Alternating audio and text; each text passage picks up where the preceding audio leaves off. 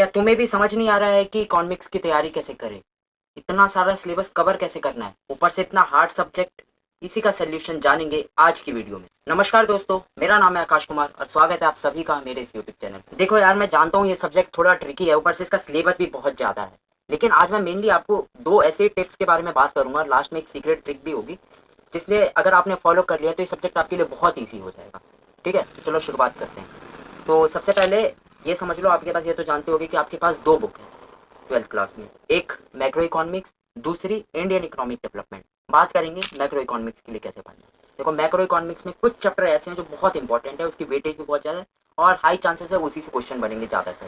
तो चलो यार बताता हूँ मैं, नोट डाउन कर लेना आप। पहला है मनी एंड बैंकिंग, दूसरा determination of income and employment, और तीसरा बीओपी यानी balance of payment and foreign exchange.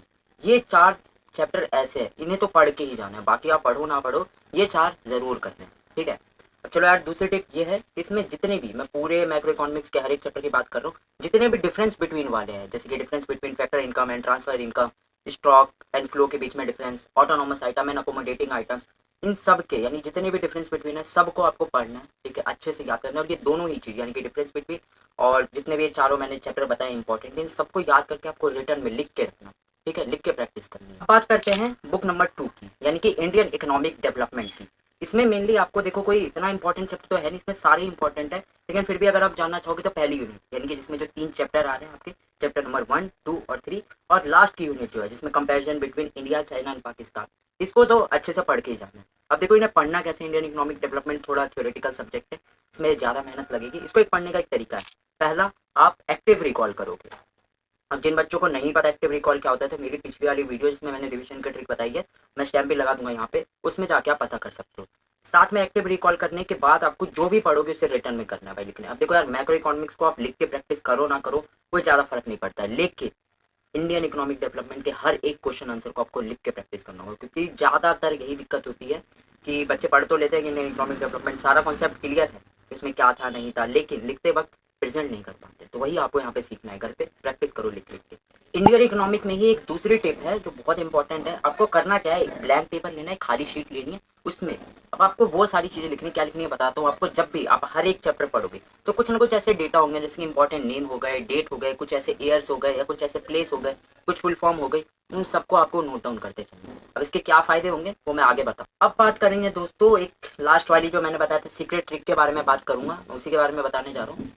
Mainly देखो यार, बहुत बच्चों को यही नहीं समझ आता कि न्यूमेरिकल करने का सही तरीका क्या है, कब न्यूमेरिकल करा जाता है, किस टाइम में न्यूमेरिकल करा जाता है, पता ही नहीं चलता है। ज़्यादातर बच्चे पेपर से 1-2 दिन पहले 8-10 न्यूमेरिकल प्रैक्टिस कर लेते हैं, सोचते हैं मेरा न्यूमेरिकल की प्रैक्टिस तो हो गई। जी नहीं, ऐसे नहीं होता है। आज मैं एक सीक्रेट ट्रिक बताने वाला हूँ, उसे मैंने खुद फॉलो किया। ठीक है, इसलिए मेरे इतने अच्छे मार्क्स आ पाए, अराउंड 99 आए थे मेरे बोर्ड में। खैर, ट्रिक के बारे में बताता हूँ मैं। मेनली आपको क्या करना है, न्यूमेरिकल देखो मेनली 3 या 4 चैप्टर में ही आपके न्यूमेरिकल है, हर एक चैप्टर में तो नहीं है। जैसे कि अगर बीओपी और फॉरेन एक्सचेंज रेट में आपका नहीं है न्यूमेरिकल मैक्रो इकोनॉमिक्स में, और इंडियन इकोनॉमिक डेवलपमेंट में तो न्यूमेरिकल होते ही है। मेनली 3-4 चैप्टर में आपको हर एक चैप्टर का मतलब हर दिन रोज आधा घंटा न्यूमेरिकल की प्रैक्टिस करनी है। रोज जितना भी आपको पेपर के बीच में गैप मिला है उसमें डेली करना है। ठीक है, भले 2-3 न्यूमेरिकल कर रहे हो, एक कर रहे हो, लेकिन डेली करना है। ये नहीं कि पेपर से 1-2 दिन पहले करना है, इसे डेली करना है। और इसमें भी फिर से एक ब्लैंक शीट लेनी है, और उसमें आप जब भी न्यूमेरिकल करोगे तो जितने भी फॉर्मूला आप यूज़ करोगे उसे आप लिखोगे। अब इसका क्या मकसद है मेरा ये कराने का, चलो अब बात करते हैं कंक्लूजन की। दोस्तों कंक्लूजन ये है, ये जो मैंने अभी आपको बताया 2 शीट में, इंडियन इकोनॉमिक डेवलपमेंट में भी मैंने कुछ नेम डेट ये सब लिखाए थे, और मैक्रो इकोनॉमिक्स में जब मैं न्यूमेरिकल की प्रैक्टिस कराया था उस वक्त भी मैंने एक शीट पे लिखाया था। मेरा मकसद क्या था इसके पीछे मेरे 2 मकसद थे। पहला, आप जो भी ये डेटा एक शीट पे लिख लोगे, इसे आप पेपर से 1 दिन पहले पूरा डेडिकेटेड होकर इसी पे फोकस करोगे। जिस दिन आपका पेपर है, मान लो कल पेपर है, तो आज पूरे दिन इसको ध्यान से पढ़ना है, ओवर थ्रू करना है कि हाँ मैंने क्या पढ़ा, कौन कौन से फॉर्मूले हैं, कौन से मुझे आते हैं, कौन से नहीं है। इसमें आपका एक तरीके से पूरे समराइज हो जाएंगे जितने भी डेटा बेस क्वेश्चन है। इससे आपके एमसीक्यू में तो बहुत बढ़िया होंगे। और रुको रुको, अब ये वाली जो है इस शीट को फेंक मत देना पेपर खत्म होने के बाद, आगे भी काम आएगा। और इस यूटी के एग्जामिनेशन में भी यही शीट आपके काम आने वाले। तो यही 2 मेरे मकसद थे, पहला पेपर से 1 दिन पहले इसे रिवाइज करोगे, दूसरा ये सीयूटी के लिए भी आपकी हेल्प करेगा।